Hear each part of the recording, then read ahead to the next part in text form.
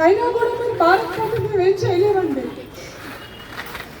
అంతేకాదు ఈ రాక్షస ప్రభుత్వాన్ని గద్దె దించాలి. ఇప్పుడు ఇది చాలా క్రూషియల్ టైం మనకి.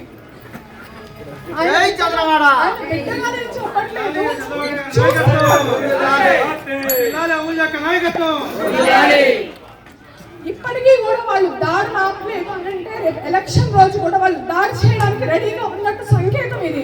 మనందరం కలిసికట్టుగా పోరాడాలి. ఈ టైంలో కూడా ఇప్పుడు కూడా పోరాడకపోతే మళ్ళీ ఆ జగన్మోహన్ రెడ్డి గారికి అలాగే కోమరెడ్డి గారికి ఇంకో ఛాన్స్ ఇచ్చినట్టు. మీరు ఆలోచించాలమ్మా, ఆడబిడ్డలు అయ్యండి. మనము ఒక నిండు ప్రాణానికి ప్రాణం పోసే శక్తి దేవుడు మనకి ఇచ్చాడు. ఎవ్వరూ భయపడద్దు, ఎవరికి భయపడే అవసరం లేదు. మనమేంటి ఆడబిడ్డలము చెంగు కట్టుకొని లంగా మైకెత్తి పిడికిలు బట్టి ఒక్క చాచి మొహం మీద ఒక్కటి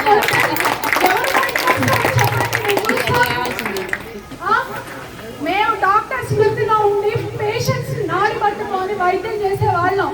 ఈ రోజు రోడ్డు మీదకి వచ్చి ఇంత దారుణంగా అంటే ఇంత ఆవేశంతో మాట్లాడుతున్నాం. మా కంట నీరు తెప్పిస్తున్నారు. ఎందుకు ఆలోచించండి ఒకసారి.